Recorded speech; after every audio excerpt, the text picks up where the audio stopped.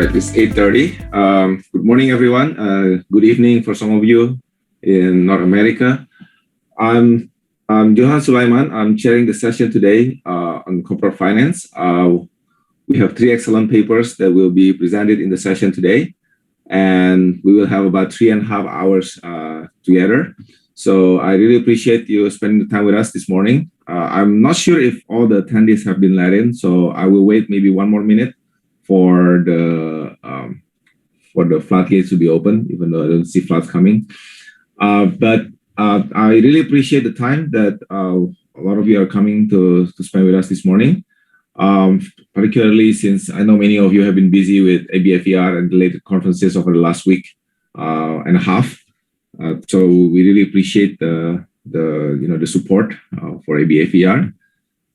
The first paper this morning is the political economy of anti-bribery enforcement. So this is related to the theme of the session this morning, which is about regulation and finance. The paper will be presented by Libo from Tsinghua, and the discussion will be Stefan in about half an hour. Libo, you may want to start sharing your screen. Okay.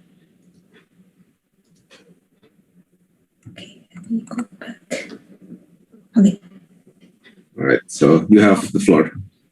Okay, thanks, Johan, for organizing the session. In this paper, this joint work with Cohen, so we look at the political aspect behind the anti-bribery enforcement.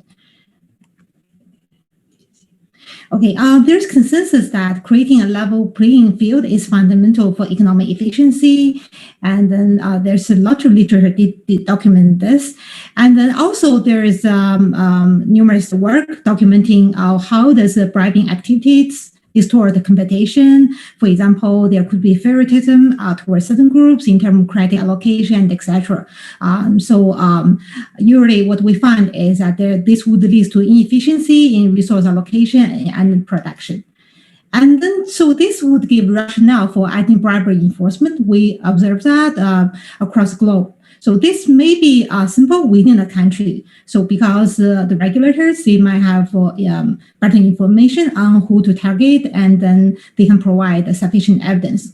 But however, this question is more tricky if we look at anti-bribery enforcement globally, especially regarding to who should you enforce against, when should you again enforce against, as well as where. So as a multinational firm, they have operations in different countries and etc. So this will add complexity to the layer. How should the anti-bribery enforcement work? And we are going to precisely document do enforcement agencies target firm with some kind of discretion. And so let me provide some institutional background. The Foreign Corrupt Practices Act, which is called FCPA, was implemented by the Congress in 1977 with the goal of improve corporate governance and also prohibit the bribery foreign government officials and etc.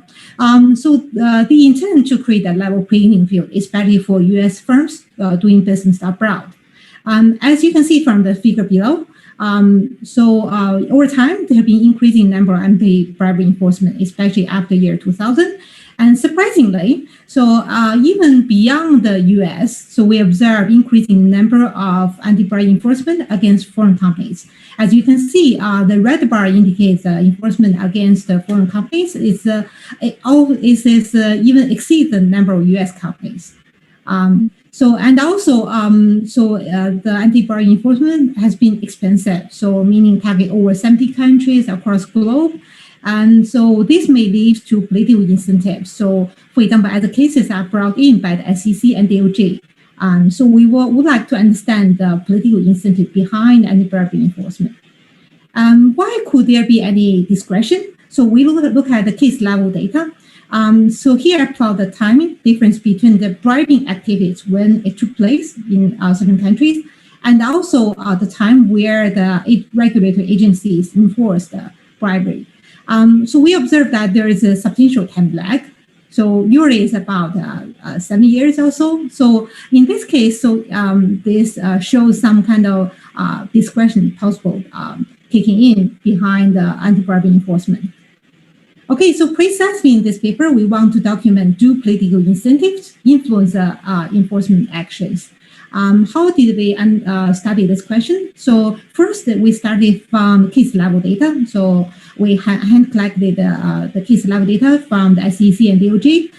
This include the rich set of information, such as the countries involved, and the headquarters of the firms they're from, their subsidiaries.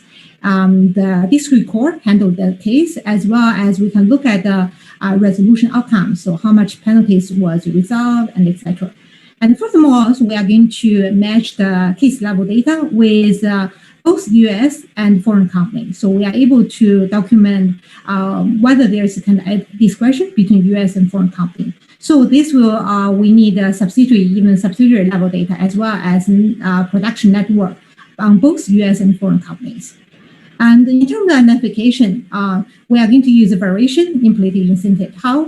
We are going to use the timing of Senate elections as is predetermined. So every 2 years, 1/3 of Senate is up for election. So therefore, in the analysis, we are going to explore the cross-sectional as well as time series heterogeneity in the timing of election.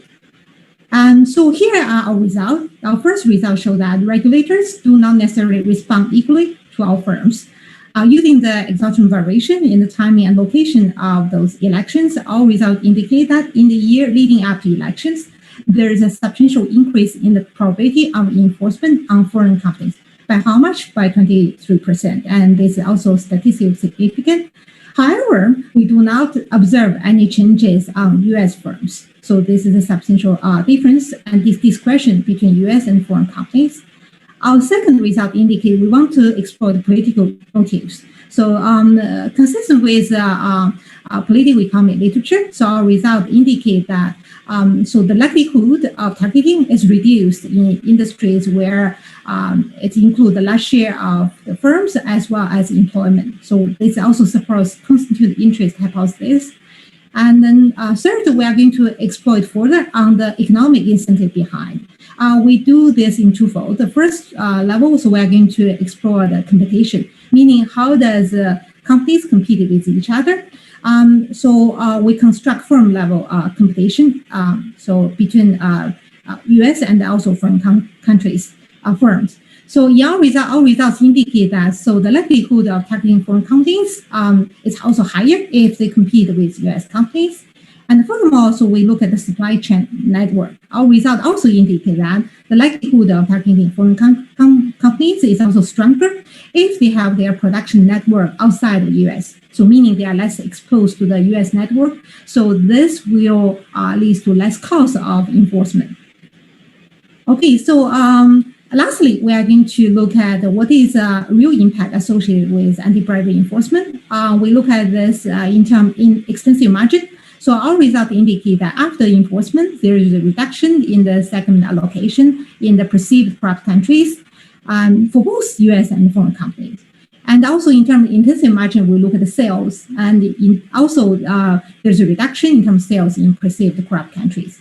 And lastly, we do a cross-country comparison. We want to compare, so after anti-bribery enforcement, is that more effective for firms headquartered in low corrupt countries versus high corrupt countries? Our result indicates that firms headquartered from low corrupt countries are going to reduce corruption exposure even more. So that means they are more sensitive to anti-bribery enforcement. Okay, let me just briefly provide with some intuition why political incentive may matter. So from the DOJ, so they give guidance, such as they said, oh, we are going to provide guidance in this area. So our goal is not simply to prosecute FCPA violation, etc. So also for both home and abroad, so to create a level playing field.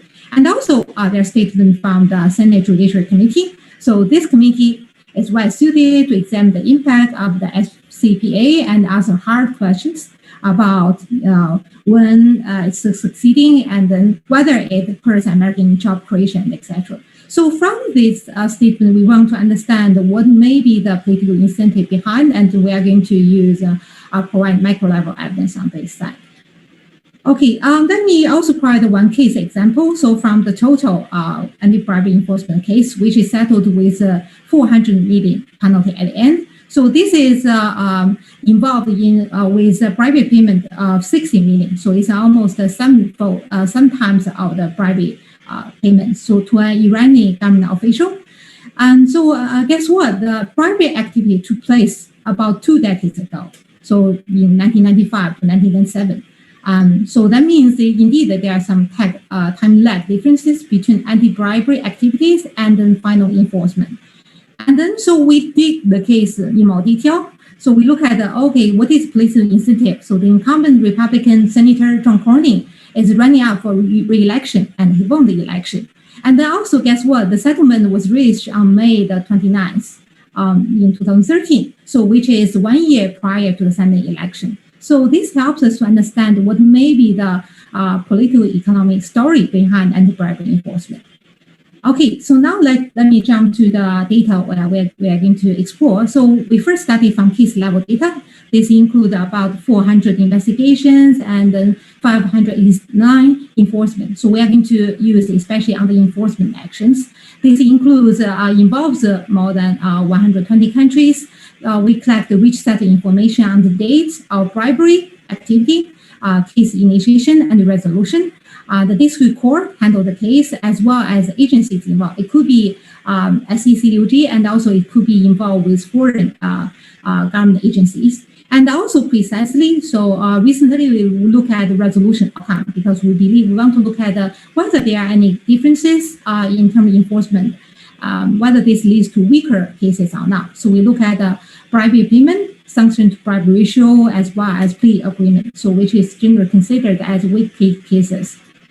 Okay, so we are going to augment our case level data with standard US Senate elections, and then so firm level data. So we want to look at global firms, which from Computer Science North America, as well as BBD. And also we include controls at the macro level. And furthermore, in order to understand about computation and the global production network, we use fact set data to look at firm level who compete with who, as well as the distance in the production network. Maybe this is consistent as what you saw. So here I list the top 10 firms involved in anti-bribery activities. So the countries in the top list are China, Venezuela, Brazil, and Russia. Probably this is what we considered are more perceived corrupt countries. And then, so before I jump to the full analysis, let me show you in terms of the event study. So on the left panel is a U.S. company. So we explore the number of cases prior to election, which is a light blue bar, versus after election. We do not observe any differences pre and post. But however, if we look at foreign company, we see a different story, especially the number of cases spikes in the precisely the 1 quarter prior to the election.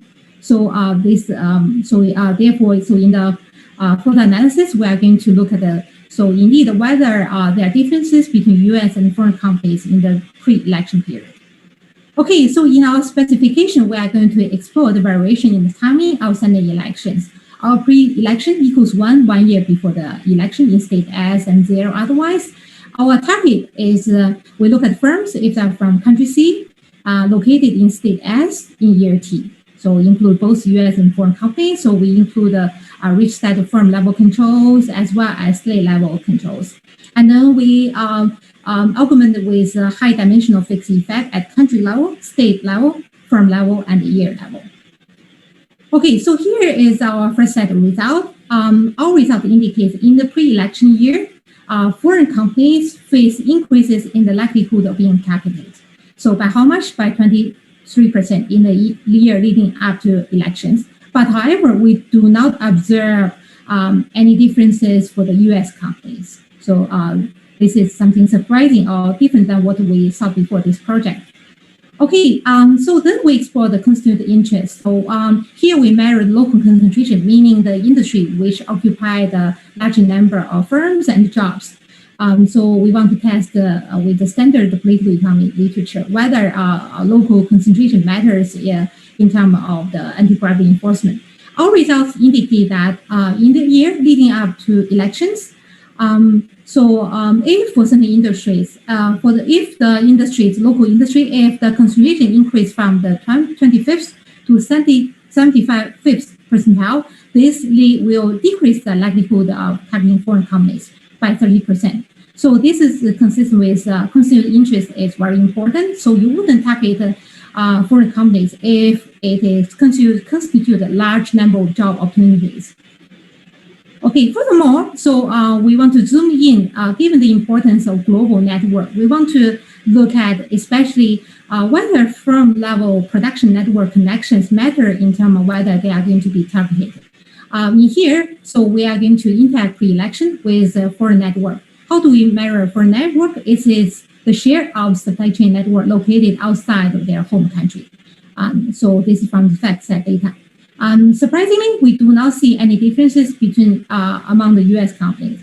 But however, for the foreign companies, indeed, we observe there's a higher likelihood of being targeted if they have their segment more located outside of the U.S. So that means they are less exposed to U.S. network. So for the regulators, they yield more benefits if they target foreign companies with less cost. Okay, furthermore, we want to zoom in. Does competition matters in terms of anti-bribery enforcement? So we capture whether at firm level, how do they compete with each other from FactSet data. Our result is also indicate that if foreign companies, if they are become competitors, so they are going to face a higher likelihood of being targeted, so which increased by about 24%. But however, for the U.S. companies, so they are basically insensitive to the foreign competition. And furthermore, we zoom in, right? So whether competition with the U.S. matters, our result shows yes. So it's not necessarily foreign companies compete with foreign companies. It's foreign companies, if they compete with U.S. companies, this will lead to increases in the likelihood of being targeted. Okay, furthermore, so consistent with the political economy literature, we want to look at the channel that may drive the anti-bribery enforcement. So in here, we look at the state level, whether they have the senators, they serve in the judicial committee and serve as the chair. So our results show that serving as judicial chair does not necessarily increase the likelihood of targeting U.S. companies, but however, this will increase the likelihood of targeting foreign companies. So therefore, regulators are more aggressive against the foreign companies if they serve as the judicial chair. So this gives them the power to enforce on the foreign companies. And then probably you're curious about is this driven by the enforcement driven by the DOJ or SEC? We look at the case level data and then we decompose between DOJ and SEC. Our results indicate the enforcement against foreign companies is mostly driven by DOJ precisely. So even so, will reduce the likelihood of targeting U.S. companies. But however, for the DOJ in the pre-election year, this will lead to increases in the likelihood of targeting foreign companies.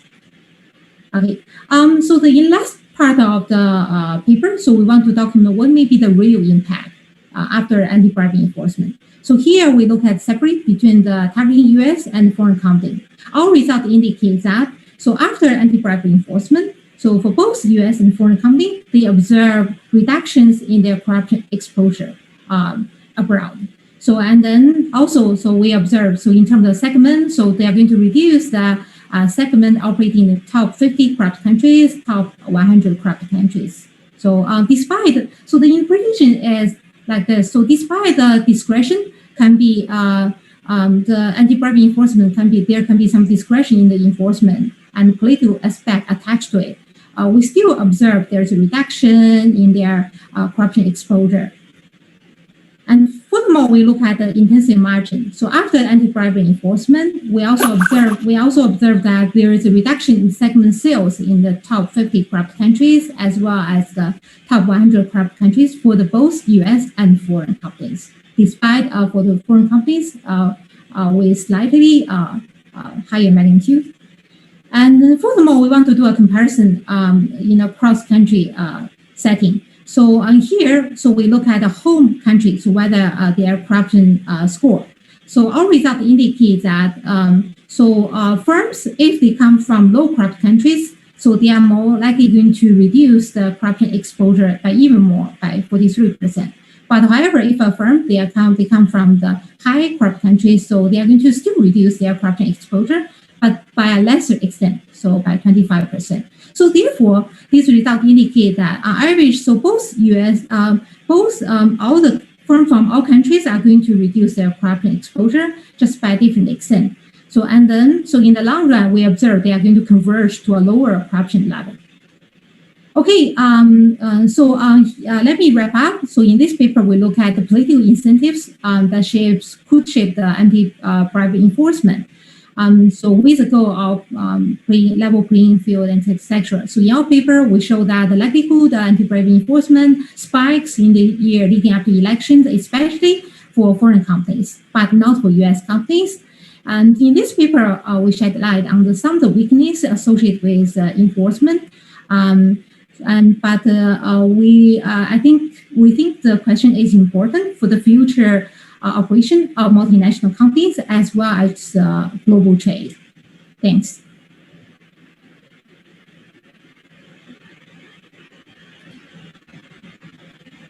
Thank you. That was perfectly on time. Stefan, it's your floor now.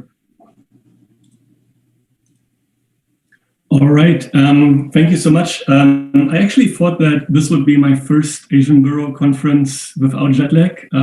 Turns out that our 1-year-old has been teething for 2 nights now, so it pretty much feels the same. Only with respect to jet lag, not with respect to me missing meeting all of you in person over coffee and lunch and dinner and the actual conference, of course. So I would like to thank the organizers for asking me to discuss this paper and also for including this paper in the conference.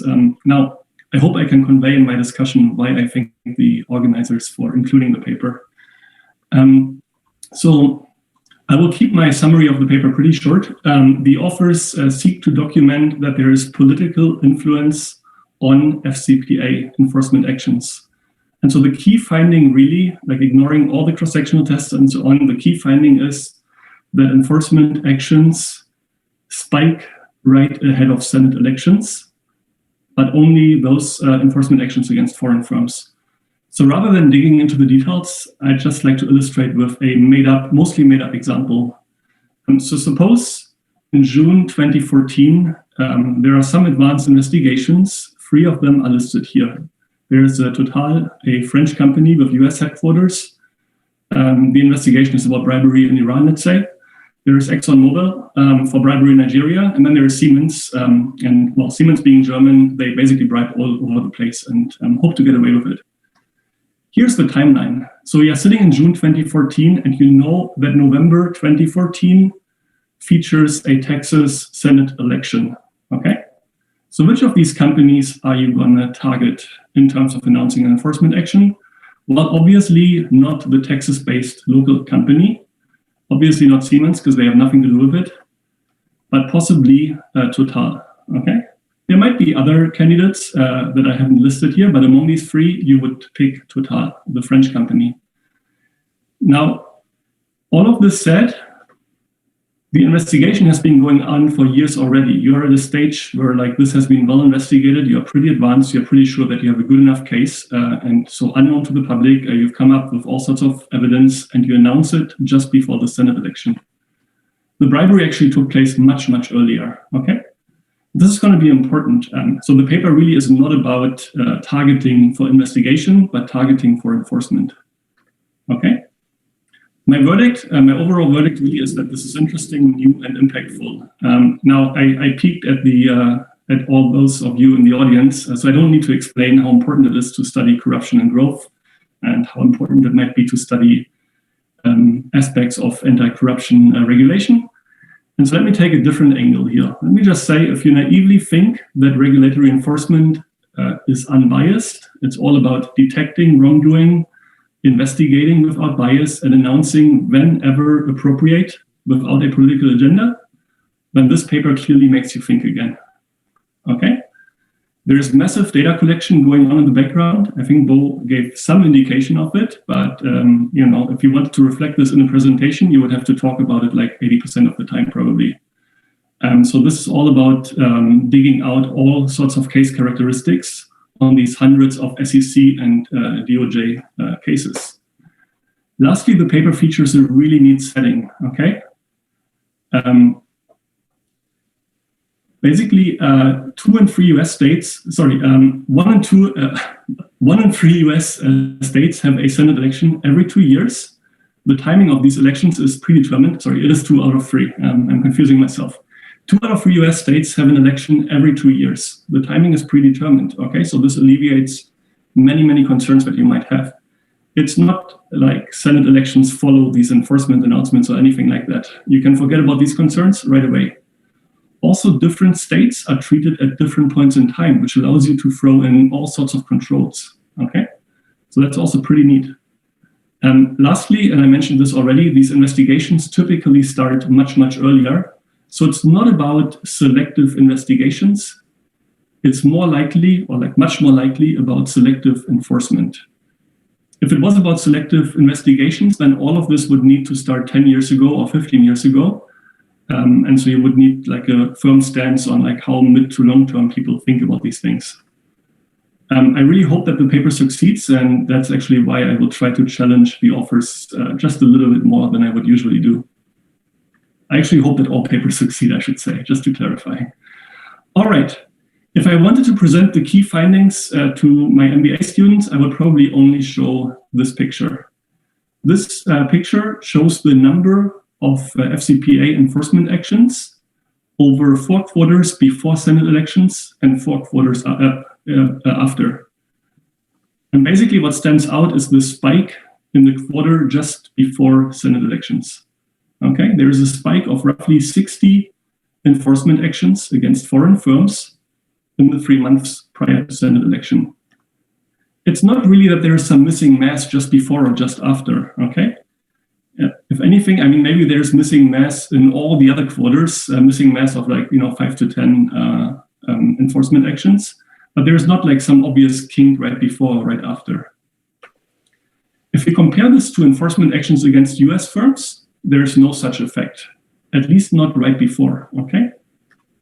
If anything, and I'm wondering a little bit why that is, if anything, there is a kink roughly 4 quarters after the Senate election, which in many cases turns out to be 3 or 4 quarters before the next Senate election, okay? At least in 2 out of 3 cases.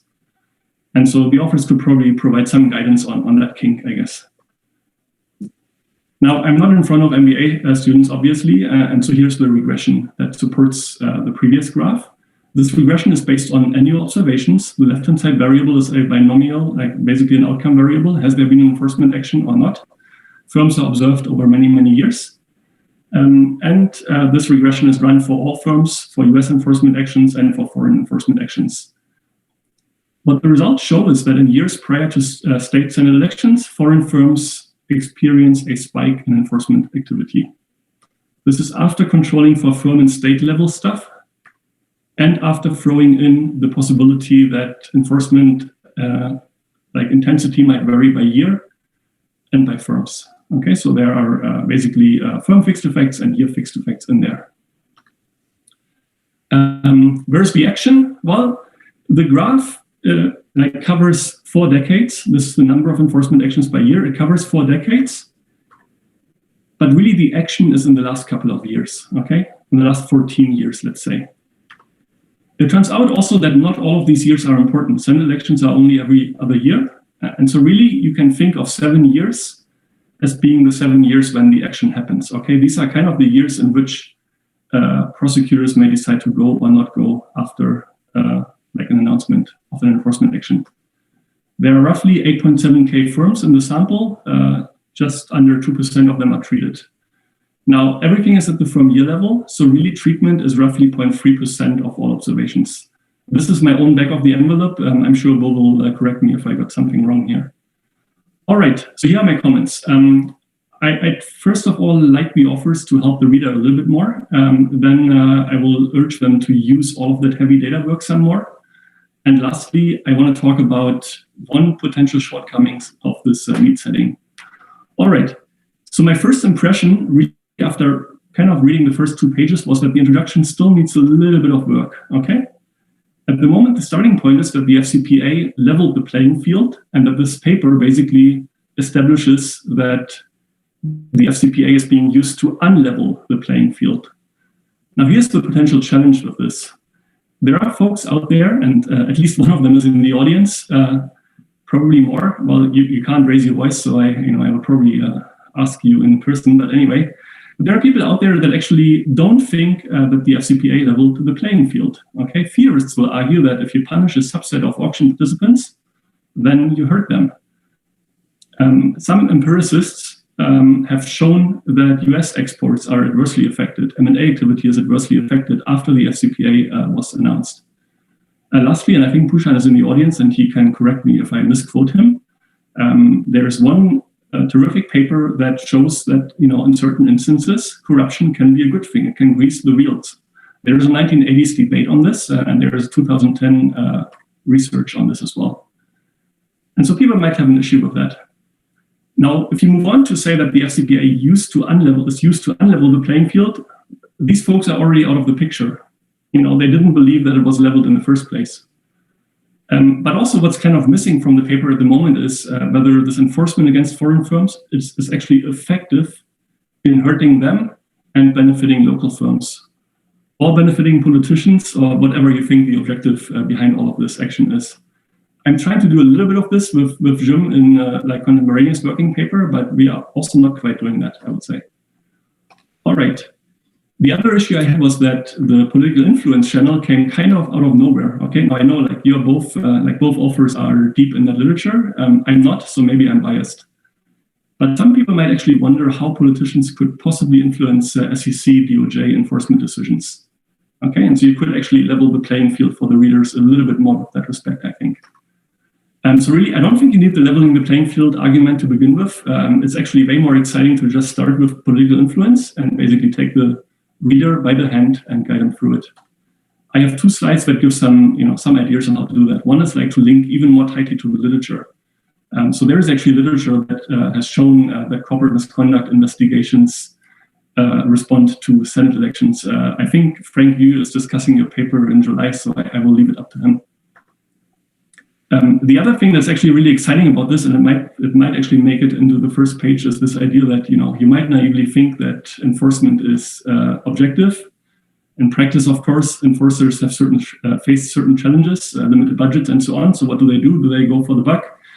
Do they just take some action that has the highest deterrence on other firms, or do they pick up the low-hanging fruit to basically keep their job? And then there are other considerations, and one of them is basically the political consideration, especially punishing competitors rather than helping local firms directly. So I think there are ways to actually motivate this much, much better and to highlight the political angle much, much more. All right. My second comment is on using all of this data work much, much more. Okay, so the paper features enormous details on all these case characteristics. I wish I had access to those. But it seems to me that the authors can actually use it much, much more. Like I wouldn't hide this in the appendix. I would actually go all in and say, look, there are some stories to be told about this data. It turns out, for instance, that foreign firms that are enforced just before an election have been under investigation for much longer. And so the question is, has the announcement been strategically delayed?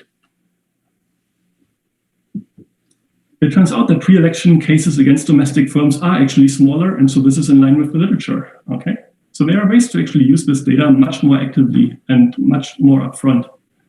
So here's another example of how to use this data.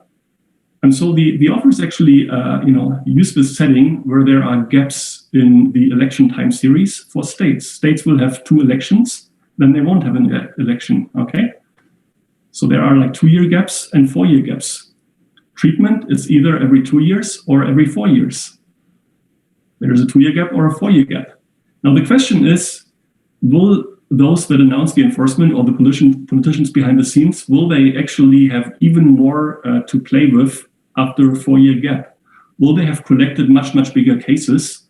Will they have collected much, much dustier cases that are, waiting like in the cupboard for like 4 years and that are brought out just before the next election in 2010 in this case?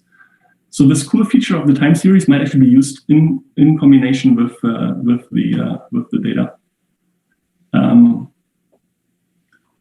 All right. The other aspect of this clearly is, not all of these elections are the same. Some of these elections are important elections, and so if there is political motive behind announcements, then these motives should be much more at play before important elections. Are important cases brought up ahead of big important elections and so on, okay? So overall, I would just make much more use of all of this. One could actually also flip it and use it to see whether these enforcement actions lead to any different outcomes. Now, this is super hard, but if you could pick up that, political contributions actually go up after certain types of enforcement actions against foreign firms, do they go up in the local firms that are, most affected? Then this could be interesting. All right, how am I doing on time, Johan? How am I doing on time? Okay, so the last aspect is a little bit technical, and I apologize in advance.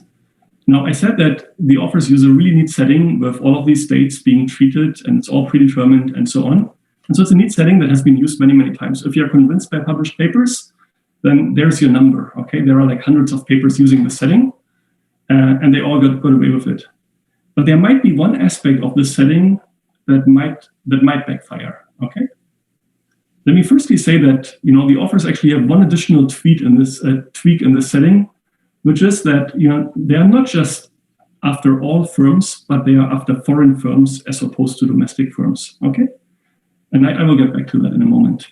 So here's the issue that might arise in the setting. So the setting is one where like states have elections every 2 years or every 4 years. Okay, this is the setting. Different sets of states are treated at different points in time, but the issue might be that these sets of states have different time trends, okay? Either with respect to enforcement actions or with respect to some driver of these enforcement actions. The other kind of tricky thing here is that because everything is condensed into the last 14 years, some states are treated more often than others, okay? So I will try to use, I will try to show that these two issues might be at play, okay? How they might bias the results. I will suggest some fixes, and then since I'm never sure about my intuition, I will use simulations to show that you might end up under rejecting the there is no effect hypothesis, okay? All right, so let me get started. As a reminder, the spike, like the action really is in the last 14 years, okay? You could kind of only ever reasonably expect that the result comes somewhat out of these last 14 years. Over these 14 years, 2/3 of states had 5 treatments, and all other important states had 4 treatments. Illinois only had 3 treatments. I guess that's why I was invited to discuss this paper. But let's agree that 2 and 3 were treated 5 times, 1 and 3 were treated 4 times, okay? You can see already that among the states in blue, these are the ones that have been treated 5 times. There are some big ones in there, okay, with many firms, also many foreign headquarters. California, Florida, Texas. Georgia is among the, more important states in terms of number of firms among the 4 election states, okay? All right, let me just take a step aside. Let me just say what I'm not after with this comment, okay? I'm not after static differences in these states. I'm not after the fact that Texas is bigger than Georgia in some dimension. I'm not even after Texas having more enforcement actions against foreign firms than Georgia, okay? I'm not after that. I mean, it is true that states that have 5 elections also attract firms that on average are more exposed to corruption, but you don't need to worry about that, okay? You don't need to worry about the fact that all of the 5 election states have more corrupt foreign firms. Why don't you have to care about that? Well, there are state and firm fixed effects in here, okay? What I'm really after is, are there different time trends? Are the firms that are exposed, the foreign firms that are operating in Texas, increasingly becoming more exposed to corruption, therefore increasingly more likely to violate the FCPA, therefore increasingly more likely to face an enforcement action? All right, so here's what I'm after. I'm really after different trends with respect to enforcement against foreign firms across these different sets of states, okay? So states with 5 elections might have different time trends. We cannot control for them that easily because, well, state yield fixed effects would take out all of the treatment. And the other issue is really that these different time trends also receive different weight in the regressions. Okay, so let me show that this might be going on, how this might be going on. Turns out that a greater increase in enforcement against foreign firms in these 5 election states might be driven by these firms just being more likely to commit FCPA violations or not. They might also just be more easily detected because they are less able to hide. So here's some empirical evidence. What I'm trying to show here is that firms in 5 election states have increasingly become more exposed to corruption. Okay. The foreign parent headquarter country has increasingly become more corrupt. And an increasing number of subsidiaries of these firms are now in very high corruption countries. And so one might think that firms in these 5 election states actually over time just become more likely to be faced by an FCPA enforcement action. The issue is that these trends cannot be controlled for that easily in the regressions. As I said earlier, like if interacting state with your fixed effects would take out all of the treatments. And so one needs to worry about that. So I want to try to suggest some ways to do this. And then I just want to show that, this intuition, which I'm not sure I brought across the right way, that this intuition is actually potentially at play. One possible solution to all of this is to just account for the differences between foreign and domestic firms, essentially. Okay. So, 1 second. And so one issue at the moment is that enforcement intensity is actually not really controlled for, okay? So a way to address this is to either cut the data into domestic firms only or foreign firms only, or to at least interact treatment with your fixed effects, treatment at your fixed effects with the foreign identifier. This would at least take out the possibility that foreign firms have this upward trend and domestic firms don't, and that's where the results come from. It still doesn't account for the fact that some states might have a different trend. Johan. Stefan, you have 3 minutes. All right, thank you. I will try to make those count. The other way to go after this, and at the moment there are some firm level controls, some state level controls, but what's a little bit missing is any indications of how likely firms are to actually be engaged in corruption.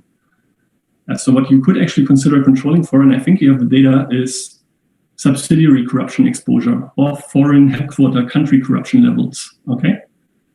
Presumably, these foreign firms, which are headquartered in 5 election states and which also turn out to become increasingly corrupt, these states will be more likely to be faced by enforcement actions. But you could at least control for that, okay?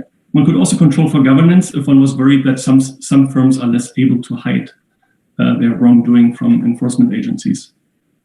Lastly, if one was worried about the balancing, there are these 5 election states and the 4 election states. One could actually cut the sample into the last couple of years to only have 4 times treated states in there. One could also use the special elections, though my understanding is that there aren't all that many of those, okay? You might think that if there is a special election, it will be an important one and people will look extra hard for an enforcement action, but there are very few of those. Okay.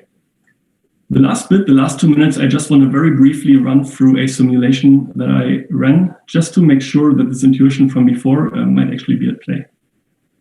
So here's the simulation. The most important thing is at the end of the slide. I did not hardwire treatment into the simulation. Okay, I'm pretty sure I didn't. Basically 50 states, 1,000 domestic, 1,000 foreign firms per state, 35 years, 1,000 repetitions, year and firm fixed effects. Dependent variable is binomial. Okay, the probability enforcement is 0.3%. It's centered in the last couple of years. There's a very low enforcement probability before 2006. Then I coded time trends over these last couple of years. Okay, foreign firms in 5 election states will see growth in enforcement actions. Those in 4 election states will see a decline. Okay, domestic firms, you can do whatever you like. I did the opposite for now, just to prove the point. But I will show that the point is valid regardless of this.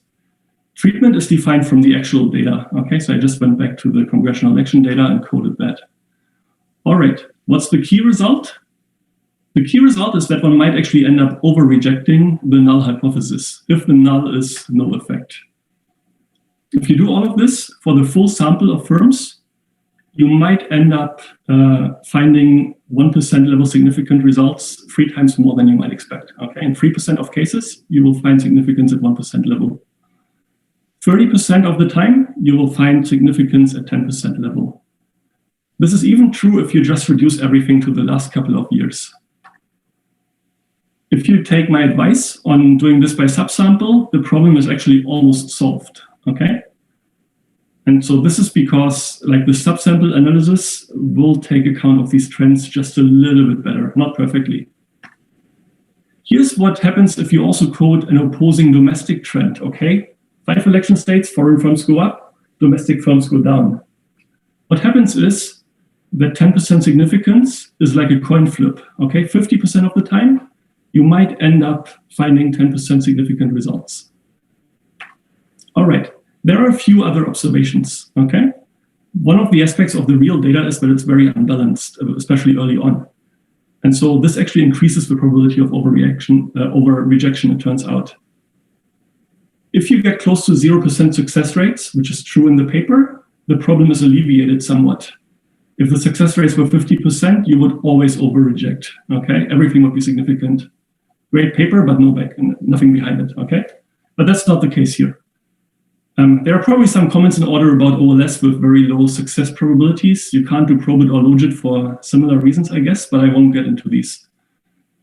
Lastly, it seems that this trend argument could actually also be extended to the cross-sectional results, okay? So now we talk trends, cross-sectional results, but while it's getting dark out there, it's too late to actually talk about that. All right, I should just say that obviously my simulation was exaggerating the trends just a little bit. The data might be messier, but it might be worthwhile just showing whether there are trends like this. All right, that's all. I like the paper. I wish you all the best of, well, you won't need luck, so I wish you success. My comments were on trying to help the reader a little bit, making use of this awesome data collection, and probably discussing the implications of time trends. Thank you so much. Thanks, Stephen. So you want to respond first, and then we'll open the floor to questions. I think Ron has a question, but maybe you can respond first to Stefan's points.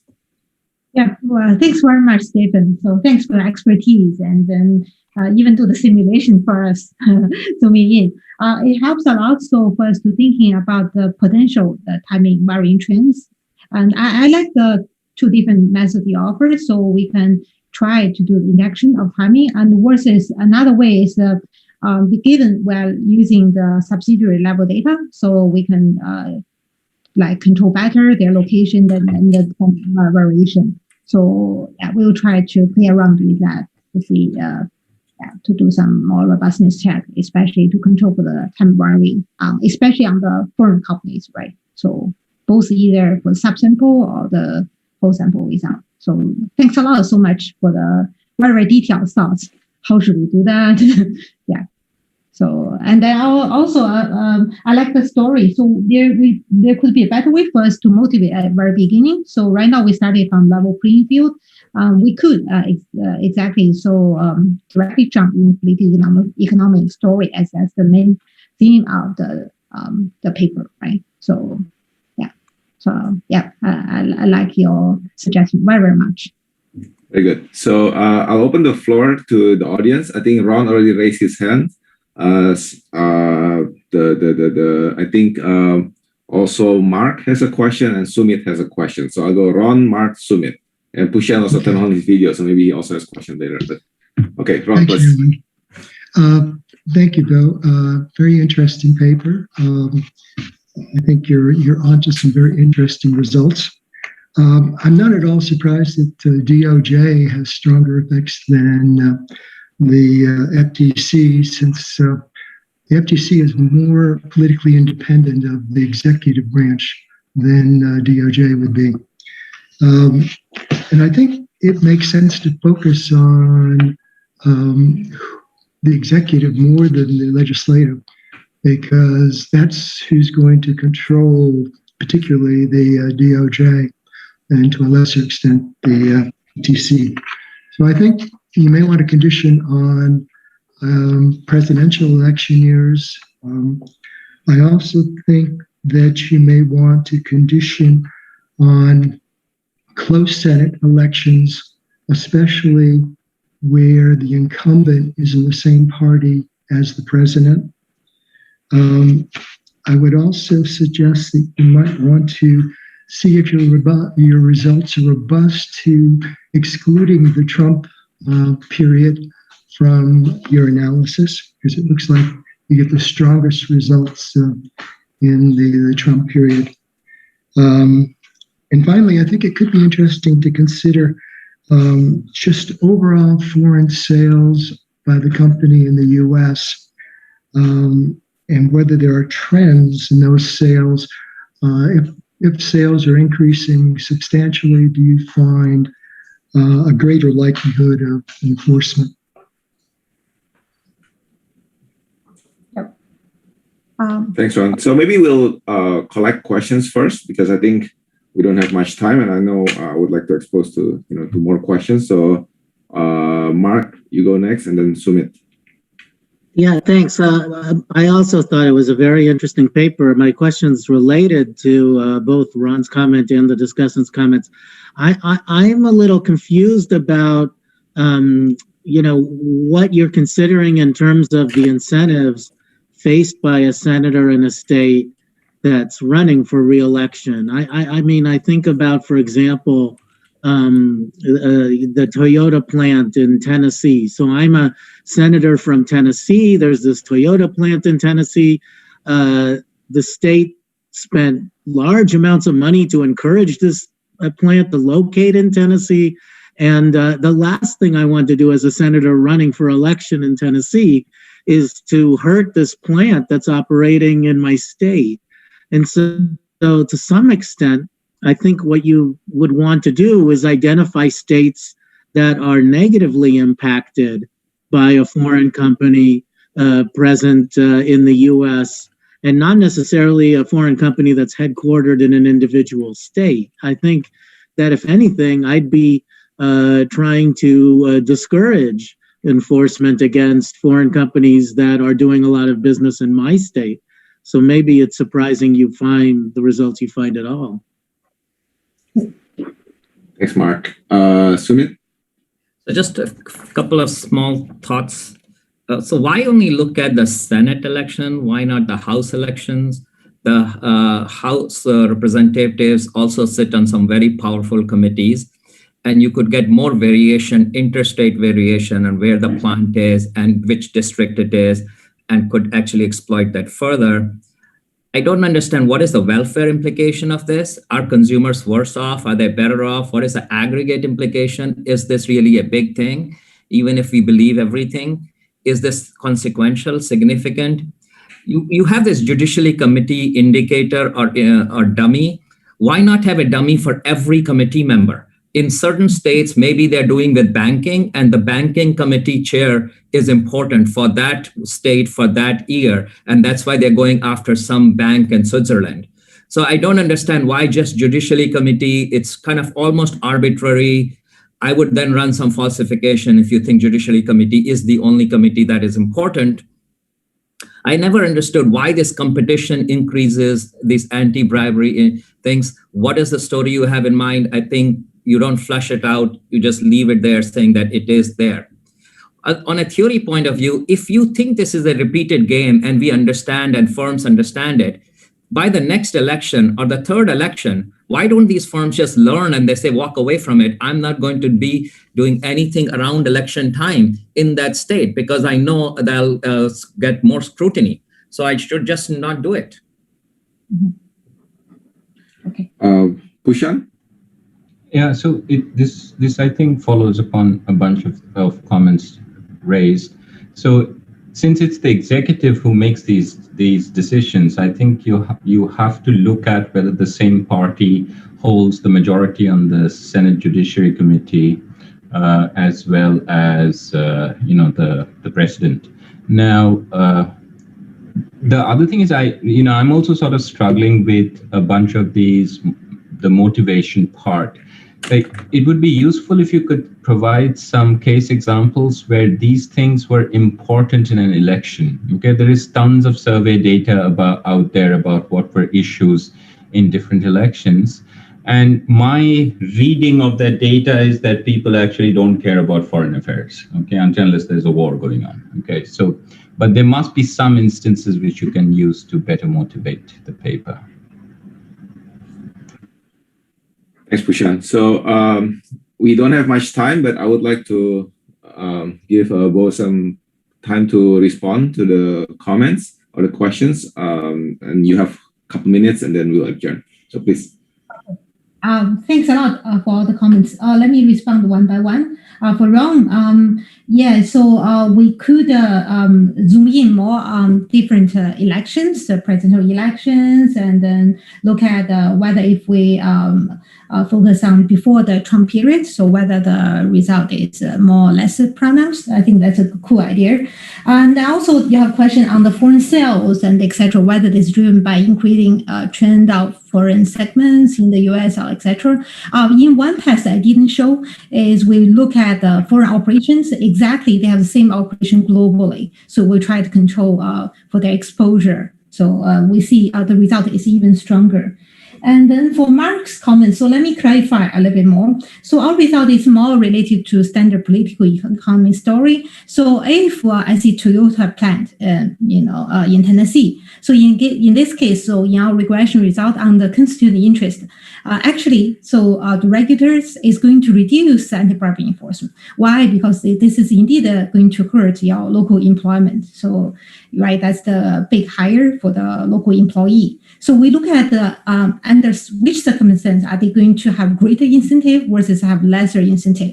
And also I didn't show in the slide, we have one result looking at whether their incentive differs if the firm are in their state and outside of their state. Our results show that the likelihood of targeting probably is higher if it's outside of the state. And for Sumit's question, let me clarify a little bit more. So yeah, indeed, we can look at House. So far we concentrate on the Senate elections. So for the committee, indeed, we look at, I think, most of the powerful committees, such as banking. Actually, for the banking, it plays some role. Why? Usually, so those foreign transactions has to go through the financial intermediary somehow. But for other committees, so we check each of them. So we do not see them significant, but we can show each of the committee in our regression results. Thanks. And in terms of the welfare implication, we didn't push that far. So, but recently we tried to look at in detail on the real impacts. How does this will affect, after being targeted, whether this will affect firm segment allocation and their sales in certain countries. So we want to shed light on that side. Despite the enforcement can be discretionary, so both for the US and foreign companies, they observe reduction in their foreign segment exposure in the corrupt countries. So, and so, so can they respond to that? That's a very good question. Usually we think, okay, if the firms, can they respond? So they may reallocate their segment and etc. But the question is, given there's a time lag between the bribery activities and enforcement, usually take about 7 years, there's no way for companies to predict. So when they will be enforced and etc. So in this case, the enforcement agencies, they have more power to enforce, especially when there's closer to elections. Yeah. And then for Pusan's question, yeah, so we can look at, we can better motivate the story, especially on the political motive, as Stephen also mentioned, and using some case examples on whether political incentive matter at the very beginning. So really thankful for all those great suggestions. So we can dig further and then elaborate the story in a better way. Thanks so much. All right. So thanks for the excellent presentation and the excellent discussion, and also all the questions and comments from the audience. If you have more questions or comments, you can contact Bo directly, and I will stop the first paper presentation at this point. We will have a 15-minute break. We'll start again at 9:45 with the second paper in the session. Thank you all.